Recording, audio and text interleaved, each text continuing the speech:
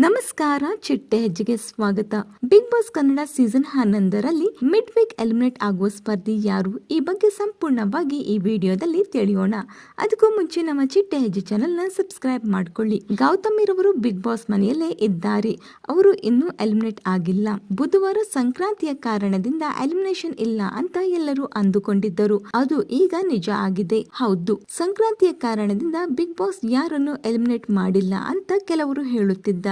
ಇನ್ನು ಕೆಲವರು ಧನ್ರಾಜ್ ರವರು ಕೊನೆಯ ಟಾಸ್ಕ್ ನಲ್ಲಿ ಮೋಸ ಮಾಡಿದ ಕಾರಣ ಎಲಿಮಿನೇಷನ್ ನಡೆದಿಲ್ಲ ಅಂತ ಹೇಳುತ್ತಿದ್ದಾರೆ. ಆದರೆ ಮಿಡ್ ವೀಕ್ ಎಲಿಮಿನೇಷನ್ ನಡೆದಿಲ್ಲ, ಇದು ಪಕ್ಕಾನೆ ಅಂತ ಹೇಳಬಹುದು. ಸ್ಪರ್ಧಿಗಳಿಗೆ ಬಿಗ್ ಬಾಸ್ ಮಧ್ಯರಾತ್ರಿ ಎಬ್ಬಿಸಿ ಎಲಿಮಿನೇಷನ್ ಇದೆ ಅಂತ ಹೆದರಿಸಿದರು. ಆದರೆ ಎಲಿಮಿನೇಷನ್ ಮಾಡಿಲ್ಲ. ಹಾಗಾದರೆ ವೀಕ್ಷಕರು ಮಾಡಿದ ವೋಟ್ ವೇಸ್ಟ್ ಆಗುತ್ತಾ? ವೋಟ್ ವೇಸ್ಟ್ ಆಗಲ್ಲ. ಬಿಕಾಸ್ ಈ ಮಿಡ್ ವೀಕ್ ಎಲಿಮಿನೇಷನ್ ನಲ್ಲಿ ಕಡಿಮೆ ವೋಟ್ ಬಂದ ಸ್ಪರ್ಧಿಗೆ ಶನಿವಾರ ಎಲಿಮಿನೇಟ್ ಮಾಡಲಿದ್ದಾರೆ. ಇದರ ಜೊತೆ ಮತ್ತೊಬ್ಬ ಸ್ಪರ್ಧಿಯನ್ನ ಸಂಡೇ ಎಲಿಮಿನೇಟ್ ಮಾಡಲಿದ್ದಾರೆ.